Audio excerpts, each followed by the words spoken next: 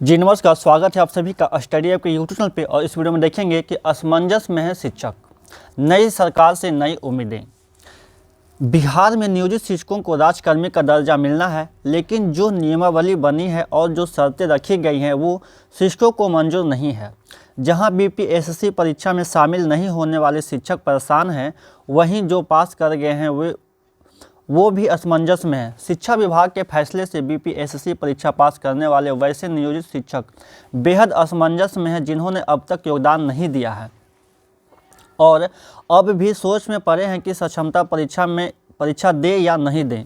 सच तो यही है कि बिहार की सबसे बड़ी परीक्षा लेने वाली एजेंसी से वे परीक्षा पास कर गए हैं, लेकिन नई नियमावली में अंतिम समय में बदलाव करते हुए बीपीएससी पास की चर्चा तक नहीं की गई है कि उन्हें क्या करना है। मतलब साफ है कि विभाग जानबूझकर चाहता है कि जो नियोजित शिक्षक बीपीएससी पास कर गए हैं वे स्वतः आवंटित जिलों में 31 जनवरी तक योगदान दे दें, अन्यथा विकल्प यही है कि उन्हें सक्षमता परीक्षा देकर ही राजकर्मी का दर्जा मिलेगा।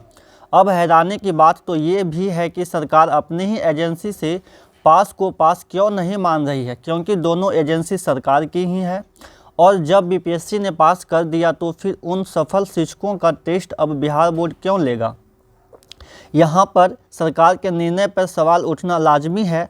वहीं शिक्षा विभाग के अधिकारियों का अब साफ कहना है कि नियमावली में संशोधन के प्रस्ताव पर बिना कैबिनेट में मुहर लगे कोई बदलाव नहीं की संभावना नहीं है। वहीं नियमावली में संशोधन के सवाल पर भी शिक्षा विभाग तैयार नहीं है। अब बीपीएससी पास नियोजित शिक्षकों के लिए शायद आसान यही लग रहा है कि बिना सक्षमता परीक्षा का फॉर्म भरे और परीक्षा दिए वे बीपीएससी कैडर में योगदान करेंगे, क्योंकि सक्षमता देने के बाद भी ऐच्छिक पोस्टिंग की संभावना कम है।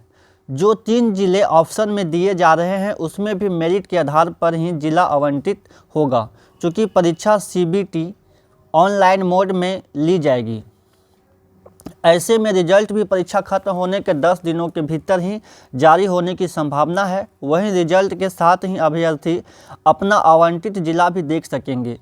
अब शिक्षक संघ की तरफ से पूरी नियमावली और परीक्षा पैटर्न का विरोध किया जा रहा है। ऐसे में उम्मीद किया जा सकता है कि नई सरकार बनी है तो नियमावली में सुधार भी संभव है और शिक्षकों को राहत भी मिल सकती है।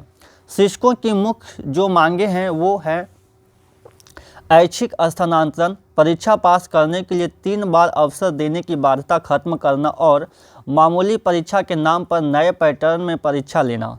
आज के परिदृश्य में शायद शिक्षकों की मांगे और जो शोर से उठने लगी है, क्योंकि मांगे पुरानी है, सीएम वही हैं लेकिन सरकार बदली है।